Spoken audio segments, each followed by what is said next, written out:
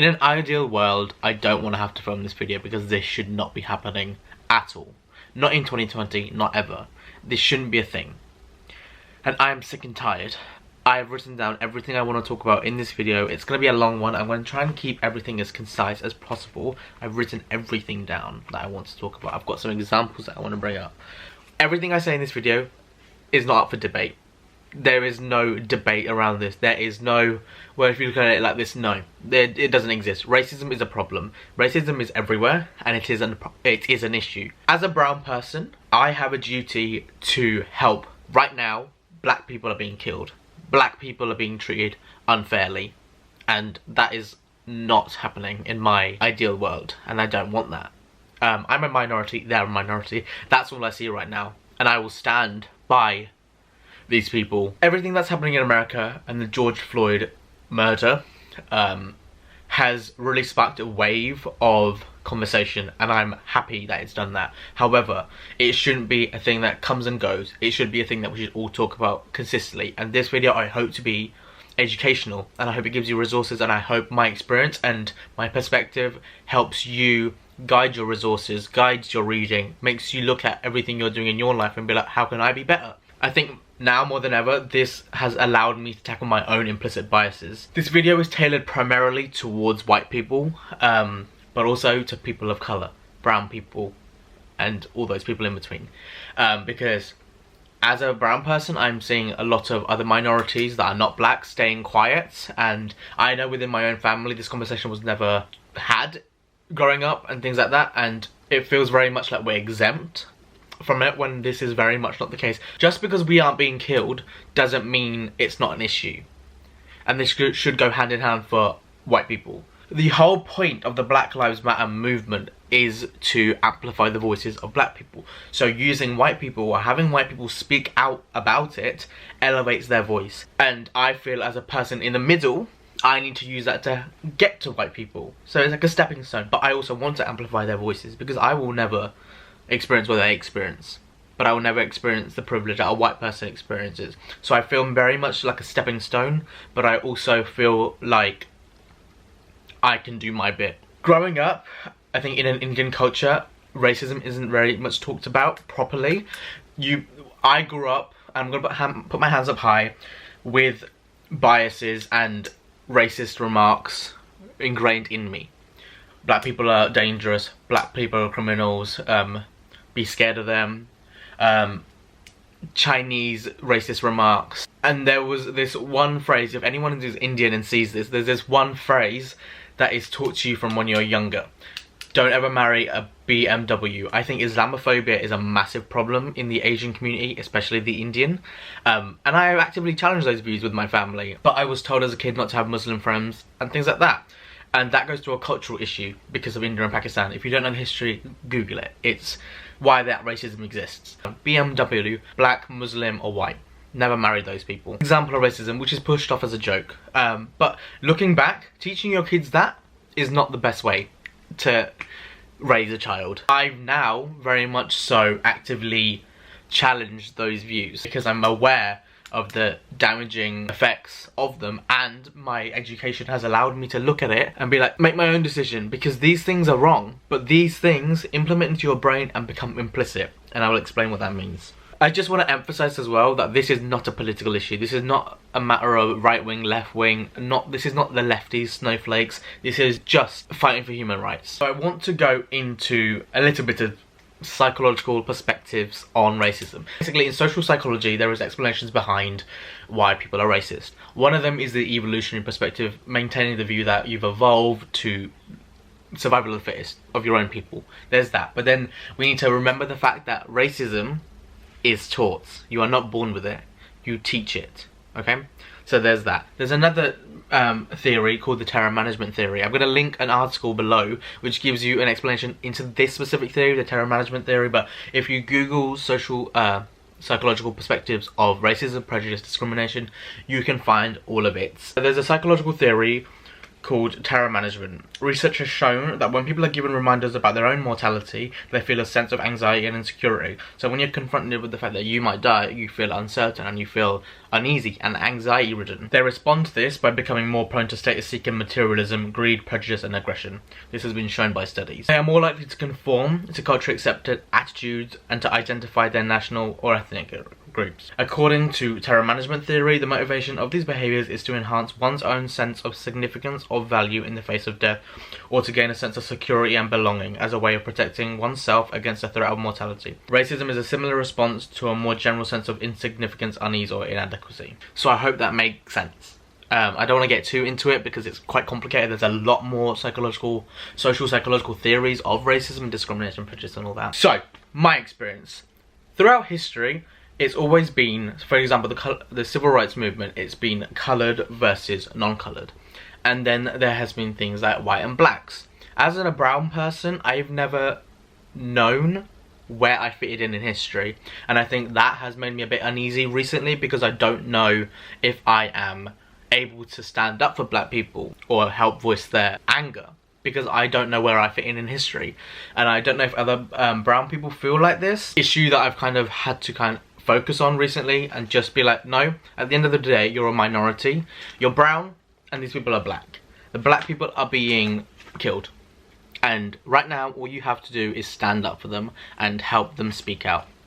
And that's it. That's all it took. As weird as that sounds, I think knowing where you come from will help you speak on a subject and be more informed. But growing up, N-word, P-word, curry sniffer, laughed at because of my skin, called curry stain.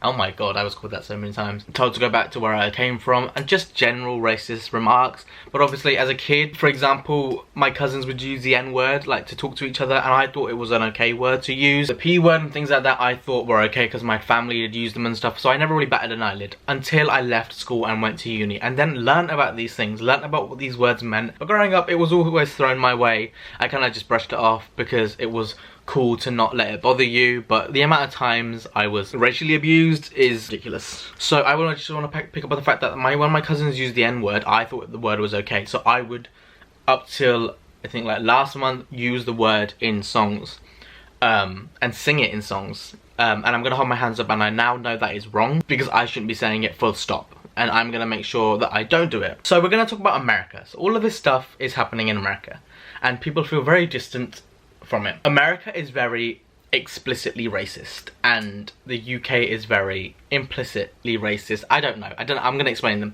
So implicit is thoughts that you have unconsciously and you don't know you're aware of. Explicit thoughts are those that you're aware of and you engage in. So America is just very full, America thinks it's a personality trait, let's be honest. They think violence against black people and racism is a fun day out, and that's on that. America's racism is different to the UK's racism because it's brutal. America's history of slavery, you can just put two and two together. You can see why they've always been very outspoken about their racism, as much as they don't like to admit it. You see it, the way police act, the police brutality, these black people being killed. They think it's a show. The video of George Floyd dying, the police officer looked like he was enjoying it. Like, he didn't show any remorse. The UK is not innocent by any means. I'm going to link that thread below to show you how racist the UK is. But the book I'm going to recommend is Why I'm No Longer Talking to White People About Race, and that talks about the UK's racism and the slavery that was in this country, which I wasn't aware of until I read it like a couple of months ago. So there's that. But the UK is not innocent. Listen to the way that British people talk about immigrants, the way Meghan Markle was treated in the media, the way that Grenfell situation happened. Look at the Daily Mail, look at Katie Hopkins, look at Piers Morgan. This country isn't innocent, and it makes me so angry when people are like, the UK is nothing compared to America, we're better. We're not. The racism here is just underlying, and they don't like to admit it because British people aren't very... It just makes me so angry because the traits of America are very much like outspoken and outgoing, and that equates to the racism. Here we're very much like... and the racism is personified in that sense. We don't like to talk about it even though it exists. Both countries, around the world, everywhere, and racism exists in everything, like jobs, mental health, hospitals, schooling, education. It's in every part of society, and you can read it up. I'm just giving you some facts, and I'm just throwing you all these I don't want it to be like I'm just plucking these things from the air. There is evidence. You just need to read it, because I've read it and I'm just telling you summaries. I forgot to mention earlier that these are other things I've been called: Coco, mocker, a slave. I'm like joking, like, can you be my slave? Jokes like that. Told I've been smelling a curry. Or, oh, I can't see you when it's dark. Teachers used to call me Rashid. I'm like, Rashid sounds nothing like my name, and it's spelt nothing like my name. There was that. The fact that I still have to research what countries I can go to and be okay. Russia is a no-go.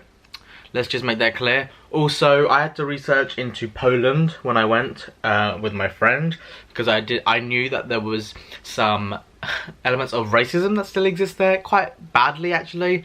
And when I was there, I hated it because I could see people staring at me. So it wasn't just me in my head, it was genuinely people staring at me. So I have to worry about where I can go. Poland is a very cold place to visit for me, and this is not to take away the light of black people. It's to show that racism exists, and racism is everywhere.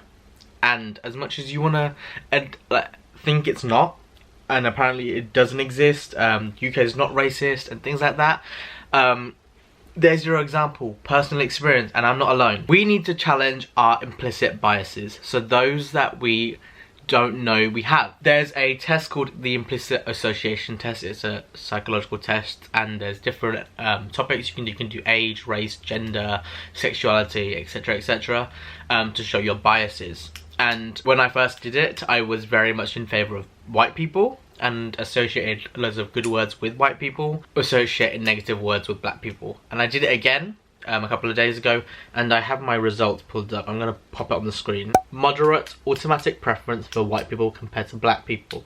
And then it also says there were too many errors to determine your result, and I am fully aware of why that is. That is because implicitly I still know that I have these biases because they just turn on. That's an issue we need to tackle. Those implicit biases that you don't even realise you have. Associating black people with harsh words, dangerous words, is a thing that is just turned on in my brain. And the fact that it says there are too many errors to determine a result is because I was fully aware of challenging those views when I was doing it. So there was two conflicted sides. I was implicitly biased against black people, but I was also actively trying to avoid it, hence the mixed results. So I still have work to do, but I'm going to link that below to see what your you can see what your implicit biases are, and then you can act upon those. When you acknowledge the problem, you can then challenge it, and this is what I'm trying to do, and this is what I encourage you to do. We're going to talk about America quickly. There's a famous study called the Stanford Prison Experiment, where college students were either given this role of guard or prisoner, and when they were in uniform, the violence and abuse towards the prisoners increased, which showed the power of authority and the power of uniform.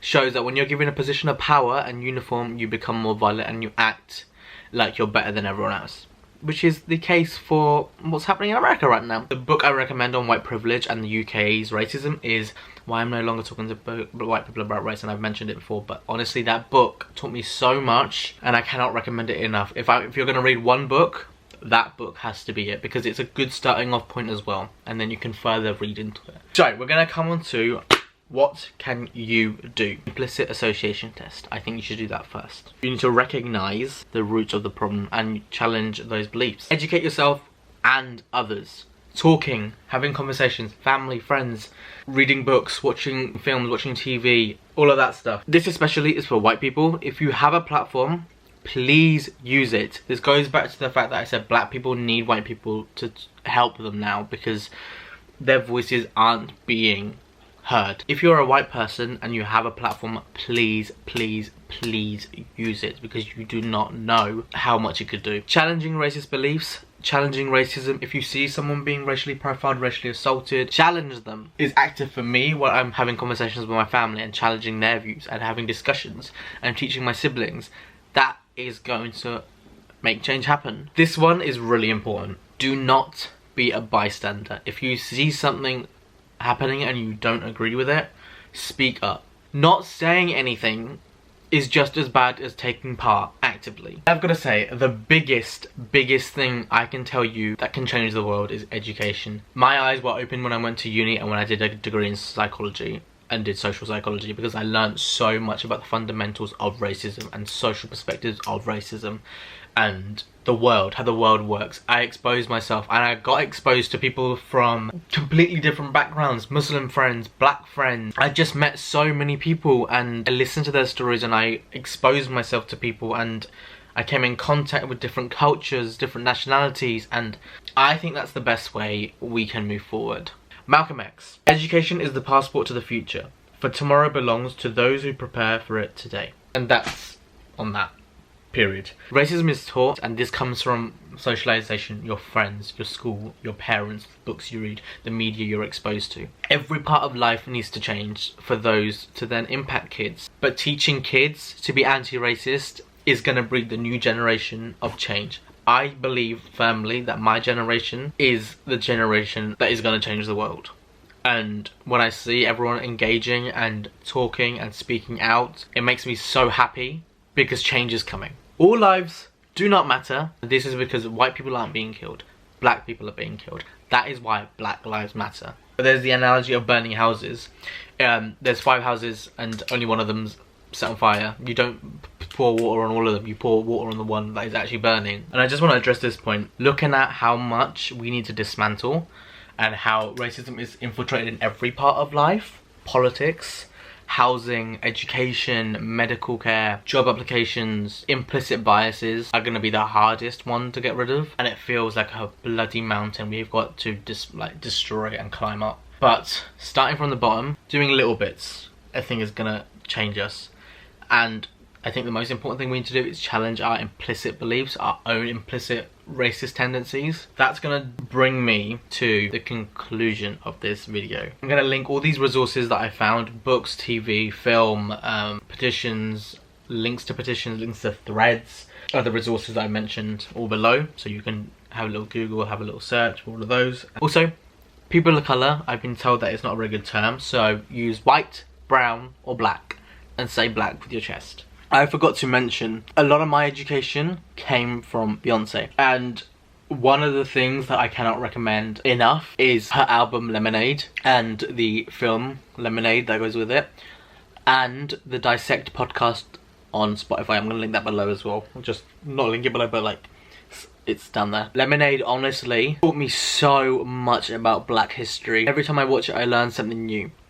And the Dissect podcast really goes into a lot of detail with it. She was really my first acknowledgement of police brutality. I didn't really know much about it before, but her performance at the Super Bowl in 2016 really set alight this desire to read and know. And then I saw Lemonade, and I'm like, wow, I cannot recommend it enough. You just have to watch it for yourself because there is so much substance to it, and it's fact. It is so, there's like 1 layer, 2 layer, 3 layer, 4 layer, 5 layer, 6 layer, 7 layer, 10 million, and then they're all intertwined, and it's just a bulky piece of beautiful music and a beautiful film. That's probably my film and music recommendation, top film, and then my music recommendation. My little brain is so frazzled that I literally keep forgetting to mention all the most important bits. The UK education system needs to be changed. I was not taught about history that wasn't white. I think UK curriculum needs to change to include more stuff about the empire,